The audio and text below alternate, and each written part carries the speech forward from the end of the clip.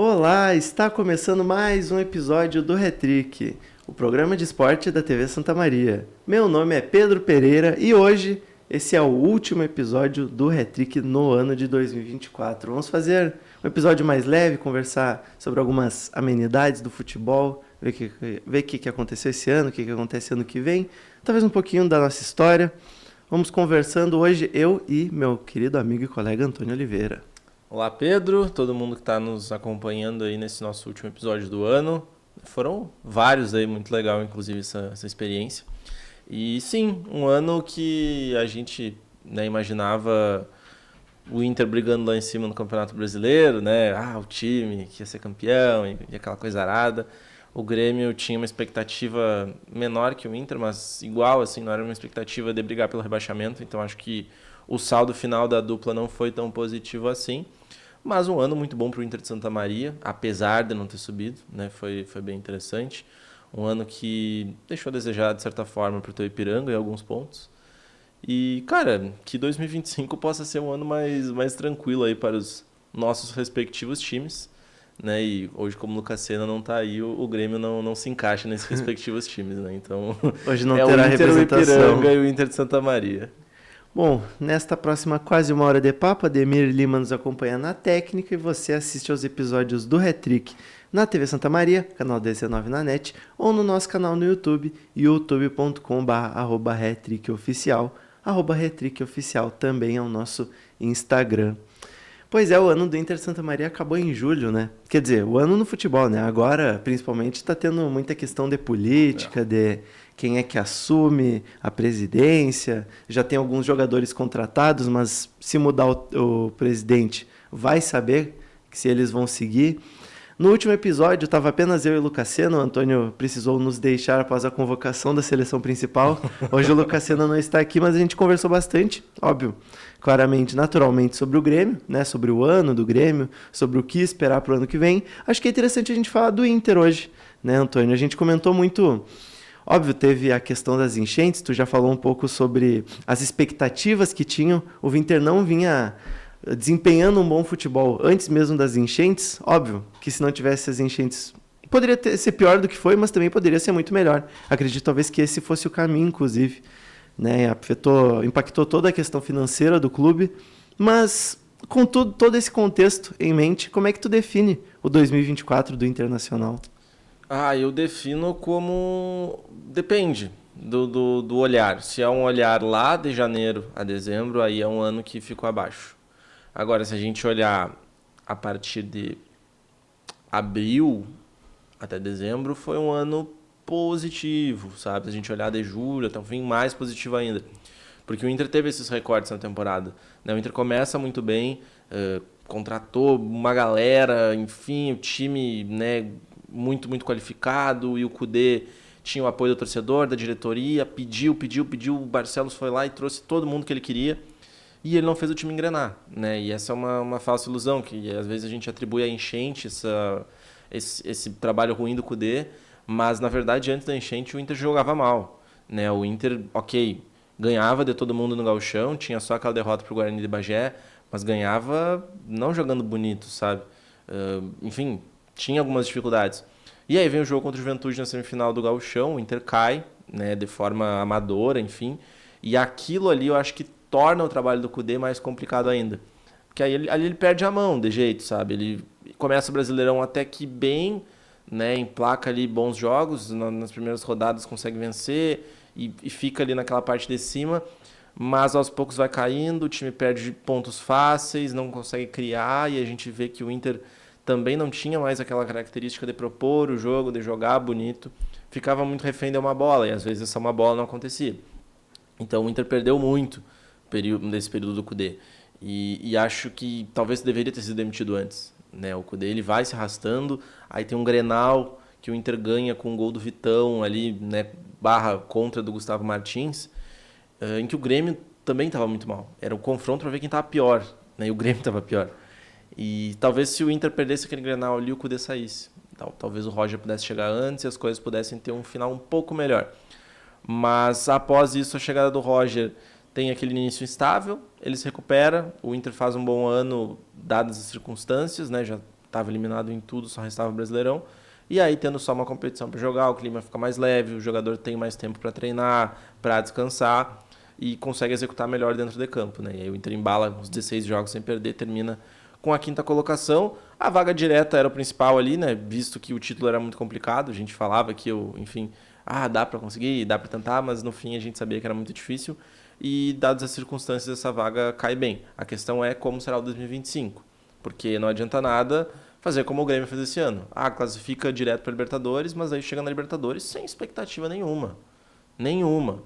O Grêmio ainda foi favorecido na questão de sorte, por ter pegado um chaveamento fácil no mata-mata, mas daí não fez por merecer, né?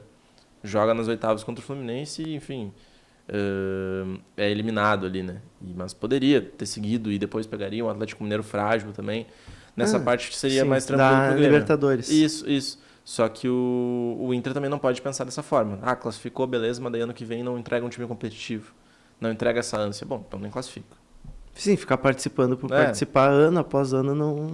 Tudo bem que tem a parte financeira, né? A Libertadores paga muito bem. Tu estar na Libertadores, uma vitória na Libertadores paga muito bem. Tu passar de fase na Libertadores paga muito bem. Mas o torcedor não quer só isso, né? O torcedor quer essa vitória dentro do campo e quer brigar por título. É que depende muito também de quem que vai ficar, né? Não, só na real uma coisa. Que palavra tu define, então, o 2024? O ano do Inter? Decepcionante? Pode ser uma frase? Por favor. Abaixo do esperado. Abaixo do esperado. Abaixo do esperado. Justo, né? Um bom elenco. Acho que era um elenco para ser campeão, mas... Eu acho que o que concretiza essa frase ainda mais é a situação do Gauchão. Porque perdeu de uma jeita amadora. Foi a melhor palavra que poderia ter usado. E assim, eu até esqueci de falar, né? A parte da enchente, óbvio que abala. Enfim, emocional, físico, financeiro. E é muito mérito do Inter de ter conseguido se reerguer depois. Exato. E assim, isso vai respingar por muito tempo na questão emocional. A questão física demorou pro Inter curar e a parte financeira, então, sei lá quando que vai ser quitada. Mas o Gauchão, eu acho que é o grande baque. Porque o Inter ganhou o Gauchão pela última vez em 2016. Nos últimos 8 anos o Inter não ganha o Gauchão. E várias vezes o Inter não vai pra final. Nos 3 últimos anos, se eu não me engano. Exatamente. E nesse período, o Inter não... Assim, o Inter nunca esteve tão perto de ser campeão gaúcho como nesse ano, eu acho.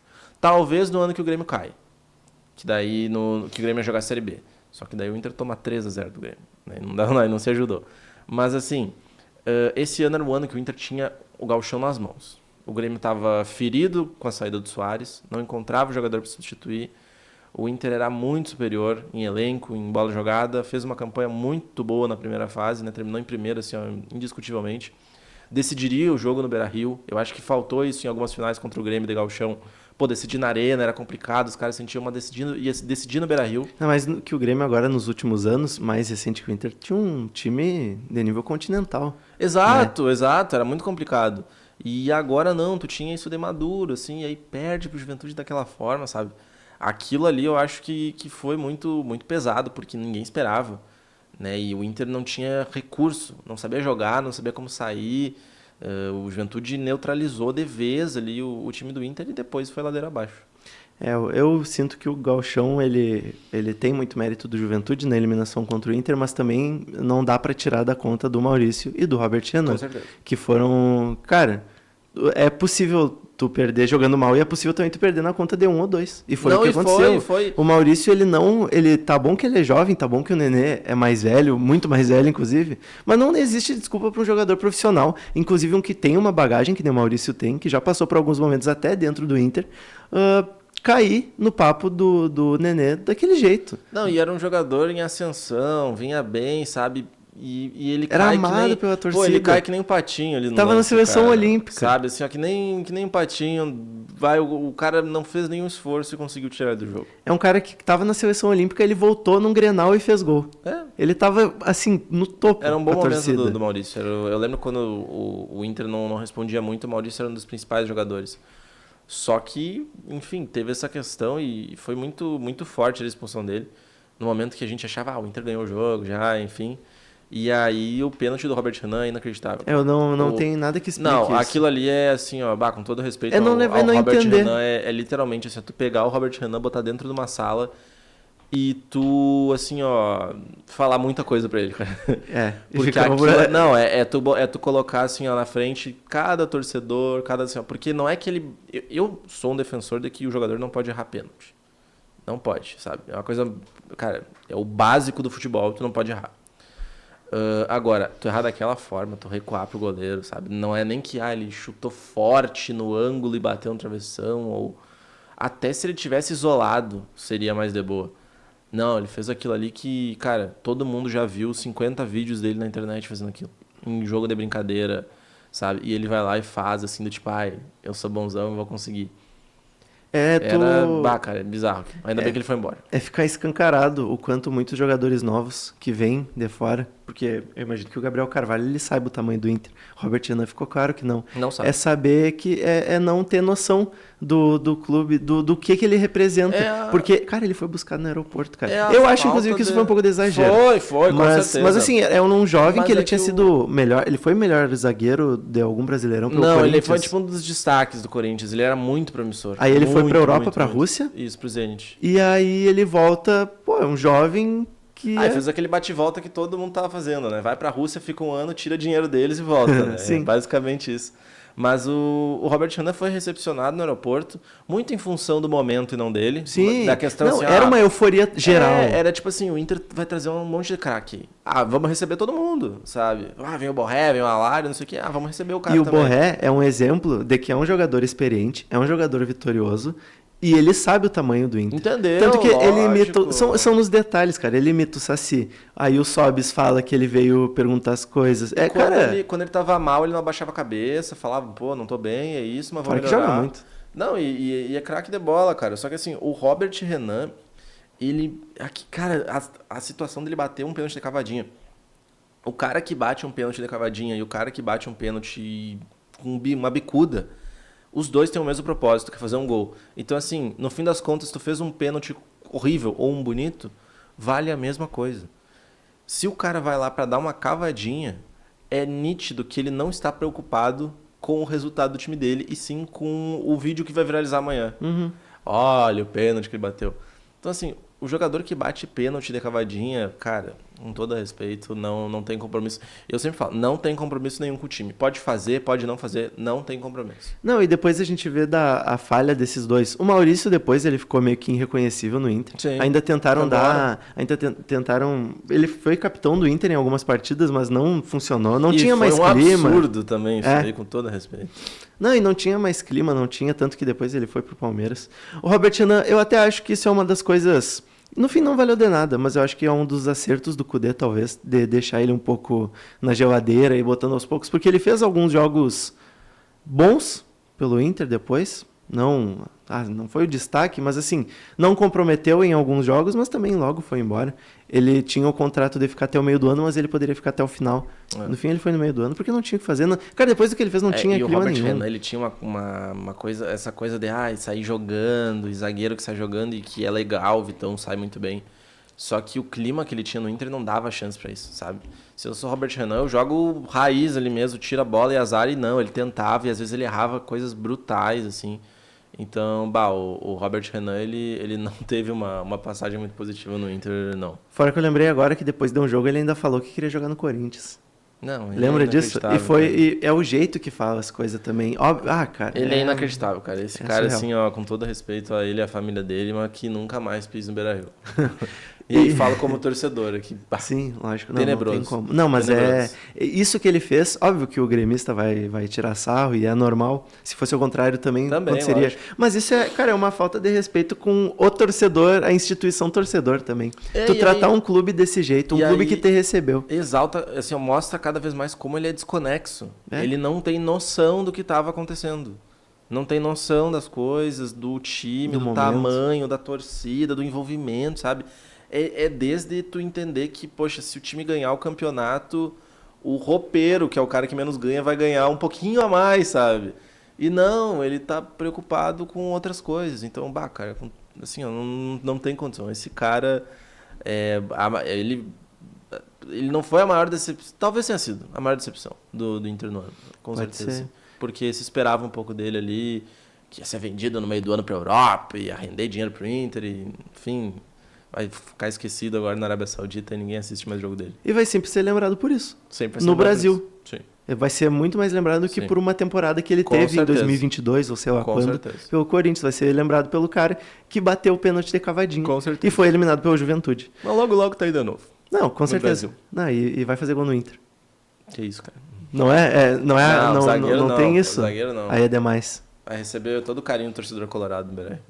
Ah, tá. Bom, aí o Kudê também, que foi uma decepção. Aparentemente ele não entende tanto da pelota quanto esperava. Não, cara, pior que eu não acho que esse é o problema, mas aconteceu alguma coisa que acho que desgaste, talvez. A pressão de precisar ganhar, aí já não ganhou com o gauchão. É que existe Desgastou. uma máxima, né? Que assim, quando o jogador não quer, mas o treinador faz o grupinho ali e são 30 contra 1. A gente viu isso acontecer com o Tite. E vários Que outros, mandaram né? o Tite embora e aí ganhou a Copa do Brasil.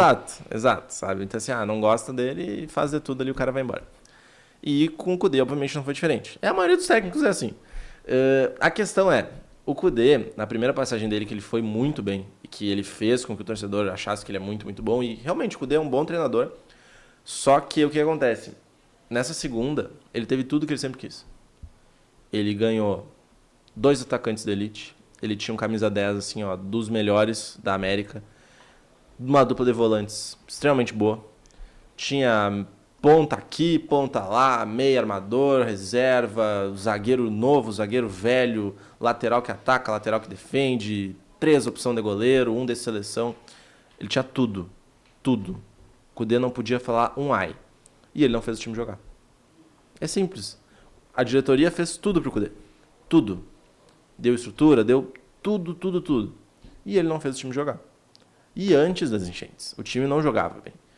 Então, o Kudê não conseguiu fazer. E aí entra a questão da teimosia, que já tinha na primeira passagem. O Kudê é um cara teimoso, que não rende, sabe? A gente fala do Renato, mas o Kudê era sempre o mesmo esquema, e não mudava. E aí equivocava nas mudanças. E tentava uma coisa, não dava certo, tentava outra, e não aprendia com isso. E ele não lida bem com os jornalistas, não lidava bem com algumas partes do elenco, talvez. Tinha aquela questão do Magrão também, que estava ali, que muita gente falava que acabava poluindo um pouco o ambiente. O clima do Inter não era bom, né? E foi piorando. Mas foi oportunizado ao Kudê tudo que ele sempre quis, que era um elenco de primeiro nível, primeira prateleira. Como ele pediu no Atlético Mineiro e deram para ele, e ele não correspondeu. Né? E, então mostra que o trabalho do Kudê agora, ele não tem mais aquele crédito de chegar e, eu quero isso. Não, agora quem vai mandar é a diretoria. Tu vai fazer o trabalho aí e depois a gente vê se tu merece esse monte de reforços aí que tu tá pedindo.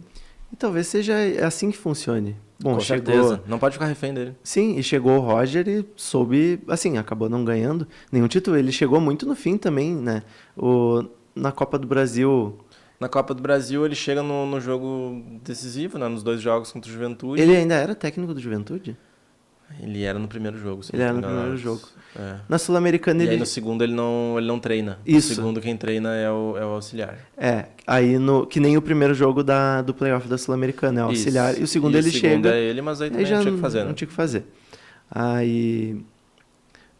no Brasileirão não tinha, era muito difícil tu virar tanto. E o Inter ainda chegou nas últimas rodadas com chance. Ele conseguiu 16 jogos na invencibilidade. E ele está confirmado para 2025. O que não está são alguns jogadores, né? Que inclusive esse talvez seja um dos grandes debates hoje. Porque enquanto jogadores jovens, até, bem dizer, o Wesley, o Bruno Gomes, o próprio Bernabé, que não é do Inter, mas o Inter quer contratar, agora muita gente quer contratar. Enquanto muita gente aceita mandar esses jogadores embora em troca de um bom valor, tem muitos torcedores que acham que não vale a pena. Que é melhor tu segurar esses jogadores e tu achar outra maneira de fazer dinheiro. Tu tem a tua opinião formada? Pode ser específica sobre cada jogador? Eu acho que, como o Inter foi bem, os jogadores estão em evidência. Então é natural que receba proposta por eles.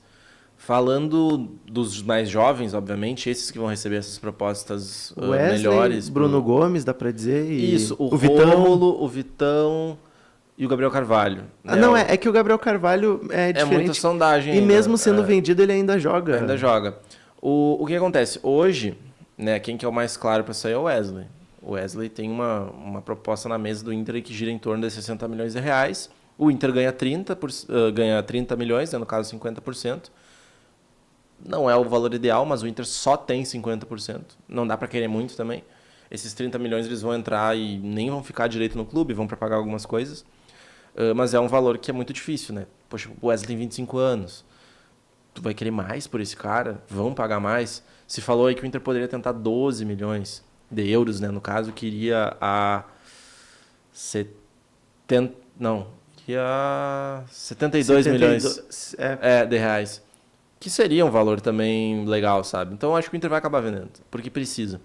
O Vitão é um jogador que está no radar do futebol europeu. Já era para ter saído. Já era para ter saído no meio do ano. E aí se fala que talvez, com a venda do Wesley agora, consigam segurar o Vitão até o meio do ano. Porque é melhor para o time europeu que o Vitão chegue no meio do ano, porque ele chega no início da temporada lá. Né? Então é melhor para o time europeu. Mas não descarta agora.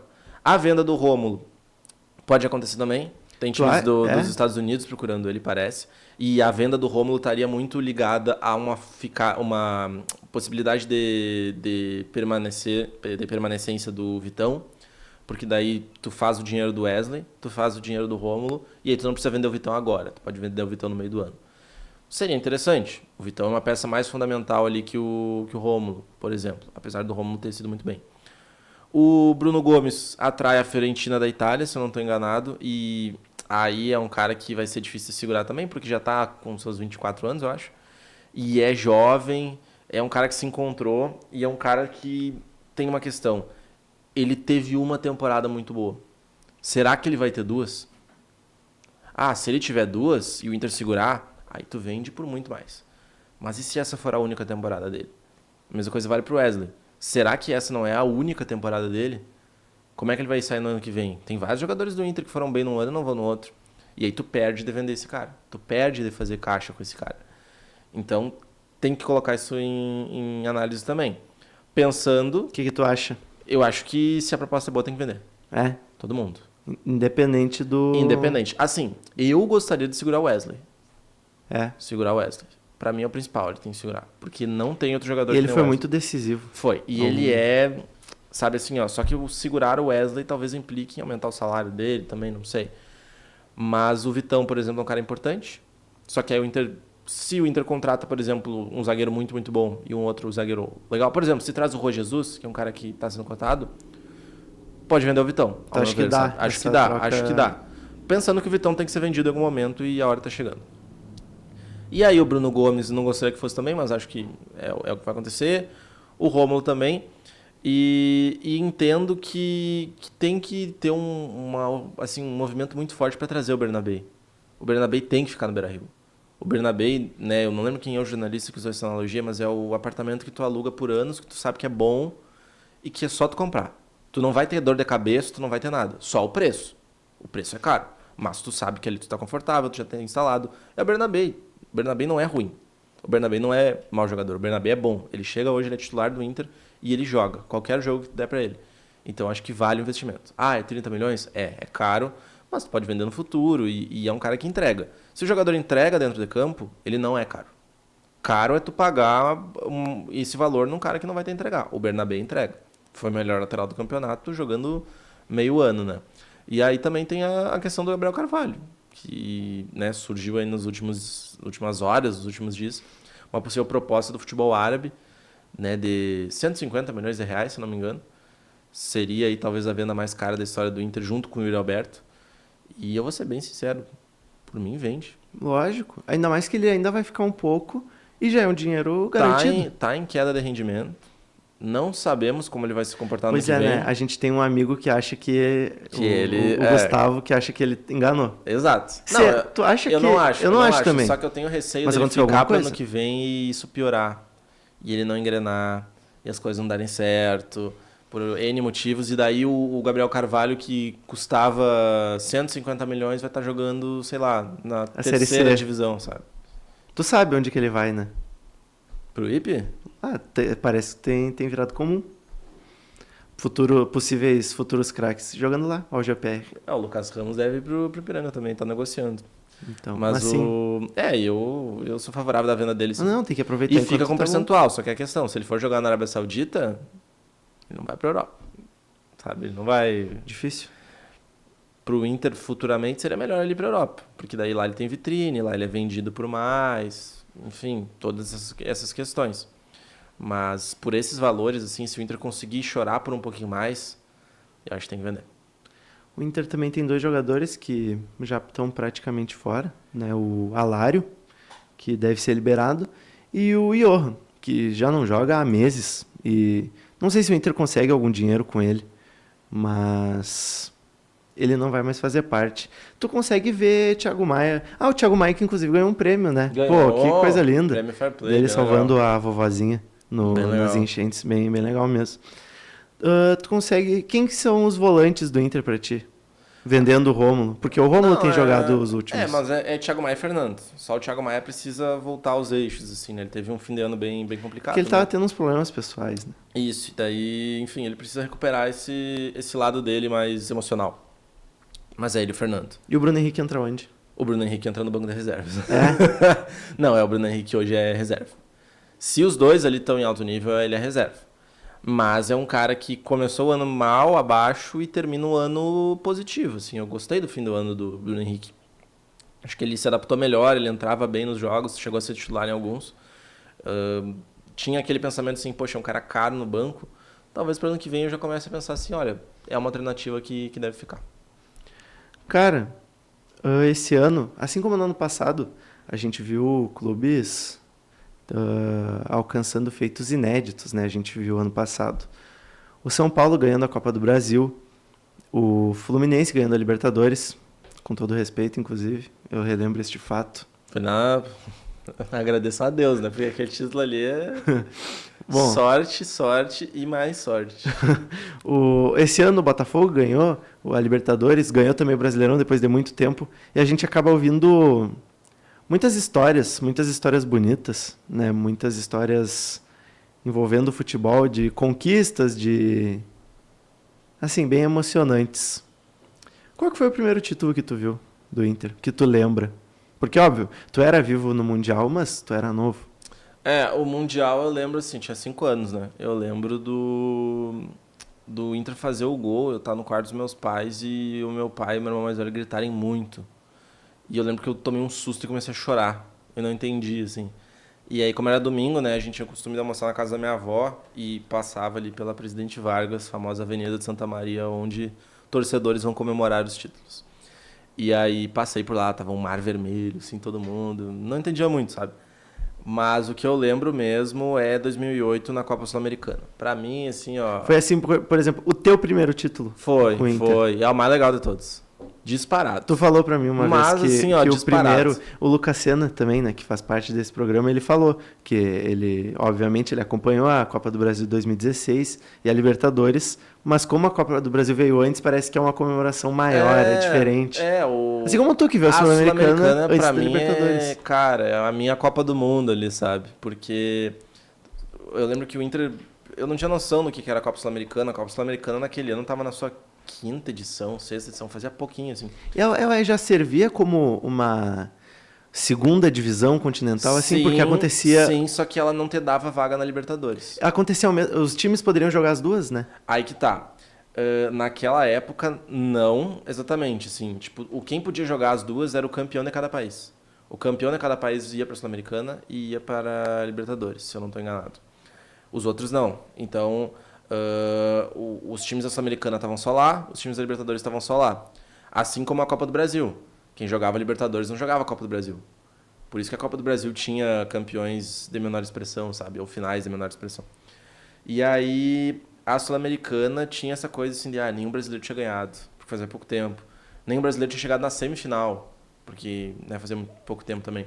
E eu lembro quando o Inter foi jogando, assim, daí passa do Grêmio, passa da Universidade Católica, aí joga contra o Boca. Aí todo mundo falava, o Boca, eu entendendo ainda, né? O Boca é, o bicho-papão da América do Sul, ganha todo mundo. O estádio deles é o bicho. E o Inter ganha os 2 jogos, ganha lá, ganha aqui, jogando muito. E aí chega na semi, primeiro brasileiro, ganha do Chivas Guadalajara, que depois foi finalista na Libertadores de 2010 e tomou outra sacolada do Inter, né? Abraço aí aos filhotes do México.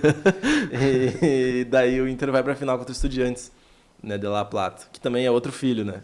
Perdeu em 2009, 2010. Se jogar hoje, perde também. E aí tinha um timaço, tinha o Verón, tinha o Tibocelli. E aí era treinado pelo Alejandro Sabella, que foi técnico da Argentina na Copa de 14. E era um baita time, assim. Baita time. Aí o Inter ganha lá, deu 1-0. Num jogo que tu já deve ter visto uma foto, que é o Alex, craque de bola. Nossa, um dos maiores jogadores que eu vi no Inter. Camisa 10, hoje é comentarista do Sport TV. Era o 10 desse time aí desde 2008. Ele vai cobrar um escanteio e tem uns 3 policiais assim com um escudo na arquibancada, porque os caras estão jogando nesse jogo aí. E aí o Inter ganha de 1-0 com um gol de pênalti dele, o Guinhazul é expulso. E aí na volta o Inter perde de 1-0 no Beira-Rio lotado. E aí vai pra prorrogação, e aí na prorrogação o Nilmar faz um gol. Né? E o Nilmar era outro craque desse time aí também. E o Galvão narra o jogo, pô, é incrível. E o Inter é campeão, isso numa quarta-feira, né? Os jogos de Libertadores e Sul-Americana sempre é meio de semana. Agora tem essa baboseira de fazer final no fim de semana, pelo amor de Deus. E aí, cara, foi bem legal, assim, foi um momento bem legal, eu lembro de Foi no meio do ano? Foi no fim do ano. Mas, por exemplo... Foi no... afinal, acho que foi no fim do ano, deixa eu até conferir Mas aqui. tinha uma época que era no meio, né? A Sim, Libertadores. a Libertadores era até o meio do ano. E tanto que o Inter, quando é campeão em 2010, uma coisa que beneficiou o Inter foi a parada. Não, foi no meio do ano. Não. Opa, peraí, vamos Tanto, em 2006 você tá falando? Não, em 2010. Ah, tá. O que beneficia o Inter é a parada pra Copa. Porque o Inter tava meio instável com o Jorge Fossati, daí demite ele, vem o Celso Roth. E aí tem a parada, faz contratação, traz o Sobis, traz o Tinga, muda um pouco do time, o Renan vira goleiro titular, se eu não estou enganado. E aí dá essa pausa, sabe? E aí quando volta, aí ganha. Não, a final foi no fim do ano, novembro. A Sul-Americana era... Isso eu me recordo mesmo, era até o fim do ano. Fim de novembro ali. E aí, enfim, foi bem legal, bem mágico, assim. Eu lembro, aquele time era muito bom. Essa é a tua melhor memória? Com futebol, sim. Com futebol, sim. E a Copa de 2010, que daí não é com o Inter, sim, né? Mas é bem legal também. Mas com o Inter foi, 2008 muito bom time, cara. E o início de 2009, sim, é o melhor Inter que eu vi. Eu tive alguns jogos, algumas campanhas com o Ipiranga, eu não acompanho futebol há tanto tempo. Alguns momentos mágicos. Mas eu acho que o momento mais mágico que eu vivi com o futebol foi a divisão de acesso desse ano. Com o Inter de Santa Maria. Foi bem legal foi também, sensacional. Cara. Foi bem legal. Mesmo que não tenha, óbvio, não se compara ao título. Profissionalmente falando, é o melhor indiscutível. Foi absurdo. Com certeza. Com certeza. Não tem... Nossa, não tem dúvida nenhuma. É. Não, tu vê... Cara, eu nunca vou esquecer do momento que a gente chegou mais cedo justamente para acompanhar o ônibus do Inter de Santa Maria chegando, né, no estádio principalmente, eles fizeram isso em todos os jogos, né, mas nos 2 jogos, mas principalmente nas quartas de final contra o Veranópolis. Que era de noite, né? Dá pra ver bem a fumaça. Do Márcio Nunes. Não, fotos daquele dia são coisa de louco. Aí a gente esperando o ônibus, aí tu avisa, né, que o ônibus saiu da concentração que eles estavam. Aí eu não sei o que tu esperava, mas eu não esperava um ônibus... Delinha? Também não. Eu também não esperava. Achei que era um ônibus de viagem. Eu não esperava, um alvirrubro, mas esperava um ônibus de uma empresa de viagem. Eu também. Mas não, aí eles chegam com ônibus de linha. E aí eles chegam, cara, parece que eles chegam em câmera lenta, assim. Aí a torcida vai chegando, aí começa a ligar os sinalizadores. E os churrasqueiros com os espetos pra cima. Aí eles chegam, aí eles passam aqui, aí tá todo mundo gritando. Todo mundo gritando. Acho que o Michel, ou o Cadinho pega o sinalizador na mão, e aí o Tyrone cantando. Mas o Cadinho, eu não lembro se ele faz isso nos 2, mas eu lembro que no jogo contra o Pelotas ele faz. Ele pega o sinalizador. No jogo contra o Pelotas eles optaram por uma postura mais séria. Eu não gostei disso. Eu também não. Mas aí é pessoal de cada um, né? Se tivesse dado certo também, a gente não estaria falando disso. Também não necessariamente isso afetou. Eu acho que um pouco sim. Essa postura pareceu um pouco de nervosismo. Nunca vamos saber, né? Sim, óbvio. Mas sim. Mas foi estranho. Pareceu alguns ali, né? O Cadinho que não. O Cadinho tava eufórico, gritando. E aí tu vê também que eu não sei, o Cadinho entra nas semifinais? Acho que não.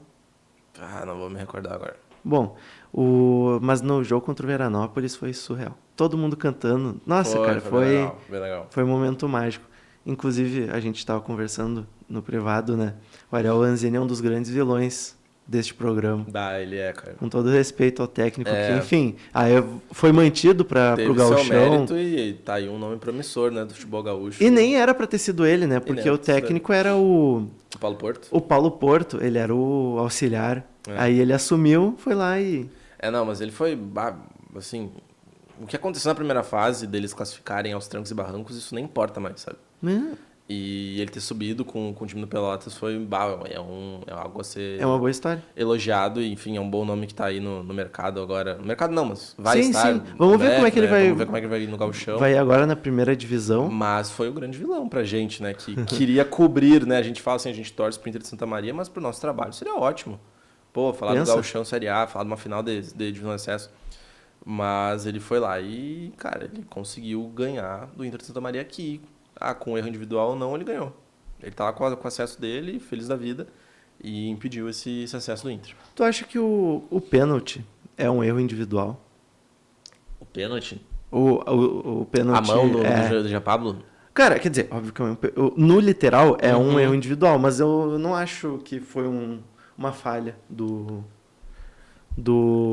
Jean Pablo. Assim, a gente não tem uma câmera muito clara pra ver como que ele faz o movimento. Eu acho que foi pênalti, né, sendo bem sincero. E a reclamação dele diz tudo, ele nem reclama. Mas eu acho que não dá pra colocar assim, é culpa que ele abriu o braço, sabe? Talvez se ele tivesse fechado o braço seria melhor. Agora... Mas aí talvez se ele tivesse fechado o braço, a bola ia na direção do gol. Ia entrar ou não sei. Mas o pênalti deu uma chance a mais. Mas agora, ao mesmo tempo o Copete poderia pegar, a gente nunca vai saber. O segundo gol é culpa exclusiva do Rodrigo Augusto. E do Copete. Sim, eu acho que dos dois. Mas, bom... Eu acho que dos dois, cara. Eu acho que... A não ser que os caras falam, o Copete gritou. Aí é culpa do Rodrigo Augusto. Sim, mas acaba sendo dos dois. Fica na conta dos dois. Aquilo ali é bem isso surreal, cara. É um negócio assim que... Aquilo ali, quem não acredita em destino, aquilo ali é o destino olhando e falando assim, vocês não vão subir. Não pode subir. Não pode, porque não existe, cara. Não existe. Cara, e no Inter também esse ano teve toda essa história do... tinha que ter matado o Pelotas antes. Não é bem assim. Eu acho que é. Não é bem assim. Cara, deveria ter ganhado. Não deveria ter levado na brincadeira. Não sei nem se levou. Não levou. Mas assim, deveria, na hora... Eu sinto que eles não tiraram o pé, mas não conseguiram jogar ali no final, porque abre 2-0 e toma 2-2. Mas, cara, o Inter poderia ter ganhado o Pelotas e não ter eliminado ele. Isso que eu falo que não é bem assim. Não, sim. Não é uma eliminação direta como falam. Não é bem assim. Se tivesse ganhado, eliminava.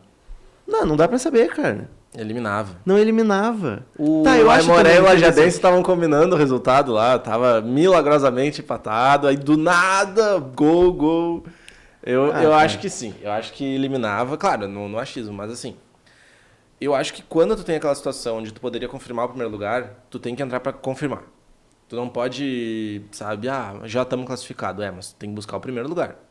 Tem que buscar, porque se o Inter termina em primeiro lugar, pegava a União Frederiquense nas quartas, que era o adversário mais fraco de todos, e decidia a vaga do acesso contra o Lajadense, que já tinha vencido na primeira fase e que era mais time. Então era um caminho muito mais fácil. Aí tu pega Veranópolis, que foi uma viagem assim, Isso infernal. Sim. O time do Veranópolis também é muito bom. E depois tu pega o Pelotas, que é assim, dos principais times ali da divisão de acesso, né? Era uma cabeça pesada. E é um dos maiores rivais do Inter de Santa Maria, pela história. Eu acho que tinha que eliminar ali, sabe? Ali tu ganhava do Pelotas. Podia acontecer de os outros times não cooperarem, mas assim, mas o caminho já justifica. O caminho já justifica. Exato. O caminho já justifica porque tu teria muito mais tranquilidade. Não, e poderia ter pegado o Glória. Poderia ter pegado porque o Pelotas passa pelo Glória nos pênaltis e sofrendo. E aí contra o Glória decidiria fora. É verdade. Não, e o Glória, daí não dá pra saber, né? Se teria ganhado o Glória lá, mas enfim, o Glória foi até aquele momento era o melhor time. Né? Se não era o Inter, se não era o Monson, era o melhor time. Pô, que tristeza. Eu nem lembro, eu ia entrar em outro tópico depois disso, mas essa foi uma grande memória, mesmo não tendo final feliz. Foi uma grande memória que eu guardo envolvendo o futebol. Cara, pra 2025... vamos falar um pouquinho de Grêmio, eu quero saber a tua opinião. Pedro Caixinha. Tá, a qualquer momento vai ser anunciado. É o que dizem Tu acha aí, um bom né? técnico? Eduardo Gabardo deu a informação. Eu acho um técnico que precisa se provar antes. Ele é português, ele tá em Portugal agora, inclusive, dizem, né? Eu não pude falar com ele ainda. O que ele tem na carreira dele? Pelo menos aqui no Brasil, né? O Bragantino. O melhor Bragantino de todos os tempos, em pontos corridos do Brasileirão. Em pontos corridos, né? Porque o melhor Bragantino de todos Sim. os tempos é o do... Talvez seja do Vanderlei Luxemburgo, Sim. lá da década de 90. Ele tem o Bragantino que terminou na Pré-Libertadores. pré-Libertadores. Sexto ou sétimo. Acho que foi sétimo. Bom, e aí não passou da pré-Libertadores. Na Sul-Americana e na Copa do Brasil não passou das oitavas. No Campeonato Paulista eu não sei, mas também não importa. Com todo o respeito, o que importa é que é o Campeonato Gaúcho e o Paulista eu resto. acho que cai na semi pro Água Santa. Então pronto. E aí ele fica pra esse ano, aí ele não consegue, ou ele deixa o Bragantino bem mal. Acho que deixa até dentro da zona de rebaixamento. E é mandado embora. E aí o Fernando Seabra assume. E aí ele ficou sem time. Aí agora já é há um tempo cotado, mas agora parece que falta pouco pro Pedro Caixinha ser anunciado. Quando o Inter ficou sem técnico, eu falava, a gente divergiu nessa opinião. Eu falava que era legal, talvez o Grêmio inventar moda, no sentido de talvez não trazer alguém novo, mas trazer alguém novo pro Rio Grande do Sul, né? Pegar um técnico que já tivesse um trabalho no Brasil, mas não aqui no Inter nem no Grêmio. E tu falou que não tem como, que é diferente, isso eu concordo, porque aqui se tu perde um Grenal, é tanto quanto talvez o sentimento de, por exemplo, que o Botafogo fez ano passado de perder o Brasileirão. Se não pior, e não é exagero falar isso. Mas enfim, agora é praticamente uma realidade. Por favor, discorra. Eu acho que o Pedro Caixinha ele precisa se provar ainda aqui no Brasil. Ele treinou um time que não tem torcida, que não tem pressão. Então, se ele fica em primeiro ou em último, não muda nada pra torcida ali. Tanto que esse ano chegou na última rodada com o chance de cair, ninguém mais fala. Exatamente. E fala ainda do Fluminense, fala ainda do Galo. E o Bragantino, ninguém dava muita bola. Mas fez um bom trabalho lá, sim. Só me pega isso, sabe? Que... Poxa, por que ele chegou com o Bragantino tão mal esse ano? O time do Bragantino não é bom, mas também não é muito ruim. E aí também o Bragantino deixou a desejar na montagem do elenco, né? Não sei se ele teve interferência nisso também, mas eu não acho que o Pedro Caixinha seria o melhor nome para o Grêmio agora. O Grêmio precisa de uma afirmação, né? O Grêmio vem num ano muito ruim e o torcedor está sedento assim, por afirmação, que é o quê? É jogar bem ano que vem. É começar o ano jogando bem, o torcedor gremista mais racional, ele sabe que o time que o Grêmio tem hoje é muito limitado e dessa forma o Grêmio não vai ganhar título a não ser Campeonato Gaúcho, né? Daí tu vai falar, mas tu é colorado e teu time não ganha nada há muito tempo. Mas o time do Inter tem condições de ser campeão. E todo mundo vai dizer isso. O time do Inter é bom, tem condições. Se vai ganhar, eu não sei. Nos últimos anos teve. Foram erros capitais que tiraram os títulos do Inter. Agora, o time do Grêmio, tirando o Gauchão, não tem condições de ganhar. Dessa forma que está hoje, nessa configuração. Não tem condições. Então o Grêmio precisa de um técnico que seja mais direto, assim. Que seja um cara que chega ali e vai abalar, vai mudar a estrutura, vai arrumar. O Tite era o melhor nome, o Tite não vem. O Crespo era um bom nome, o Crespo não vem. Enfim, as portas foram se fechando. Eu ainda acho, não sei quanto é o valor, mas que o Grêmio deveria investir no Thiago Carpini. Eu acho que o Thiago Carpini seria um nome legal pro Grêmio, sabe? Diferente, conhece o futebol no Rio Grande do Sul, conhece o futebol brasileiro, é um cara promissor, então o Grêmio tem essa história com treinadores promissores, chega, arruma a casa, faz as contratações pontuais, sabe? Cria um projeto para esse cara assim, de 2 anos, por exemplo. Tu monta o time esse ano, a gente vai conduzindo para ano que vem entrar forte. Não sei, eu acho que seria um casamento legal. Só que ele renovou agora com Vitória, não sei quanto é os valores, o Caixinha já está no mercado, talvez seja mais acessível. Acho que isso daí pode ser um fator decisivo também. E aí corria por fora o Carille, né? O Carille eu acho que seria um tiro no pé do Grêmio. Não acho Pelo amor de Deus. Não acho bom treinador, enfim, não acho que seria uma boa pro Grêmio, não. É tu carimbar ainda mais o ódio da torcida e dar a razão. Exato. É um time, enfim, o Carille subiu com o Santos, mas e logo foi mandado embora. É. E no último jogo ainda foi quase expulso do estádio pela torcida. Mas o que também se fala muito, o próprio Eduardo Gabardo falou, mas não tem a confirmação, é que o coordenador, o Filipão, talvez seja o coordenador técnico. Eu vou ter que dar uma opinião para os meus parceiros gremistas. Se o Filipão for coordenador técnico, o Pedro Caixinha vai perder o Grenal e o Filipão vai ser o técnico do Grêmio. É um absurdo? É improvável. Não acho improvável. Eu acho muito provável, inclusive. Eu não acho improvável. Que é o que o Inter vive com o D'Alessandro, né? É, tu acha? Fala... Não, eu não acho. É que, não, mas muita gente achava quando ele foi contratado. Não, mas acho hoje, não, é diferente porque o D'Alessandro não é técnico. O Filipão é. Mas eu já vi, muita gente falava assim, o D'Alessandro... Hoje eu já acho que não, nada a ver. Mas na época se falava isso. O Filipão é treinador. O que me segura... O Filipão pode virar treinador. O que me segura um pouco nessa ideia do Filipão, não é nem que ele falar que não quer ser treinador, porque isso ele já falou e foi mais uma vez.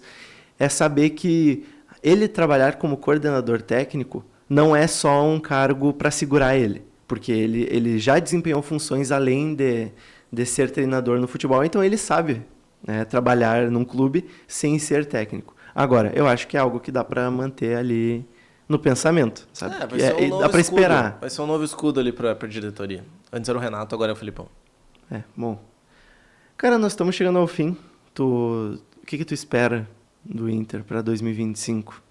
Eu não espero grandes coisas não, tá? Tá com as expectativas baixas. Pela parte financeira, o Inter não tá muito bem, né? E pela tua saúde mental também. Também, é. É uma boa. Mas eu acho que o Inter não tem grandes coisas no ano que vem. Eu acho que o foco tem que ser o gauchão. Tem que ganhar o gauchão, arrumar a casa e fazer uma disputa digna nas Copas. Copa do Brasil e Libertadores. E a Brasileirão administra. Eu acho que esse é o ano do Inter para 25. Garantir a vaga. Garantir a vaga, exato. Que pena. Bom, estamos chegando ao fim desse episódio, o último episódio do ano. Voltamos, ou não, ainda veremos, talvez, em 2025. Nos aguarde, de qualquer forma, estaremos por aí, aparecendo. E é isso. Muito obrigado pela sua companhia, pela sua audiência. Feliz Natal, feliz Ano Novo e até mais.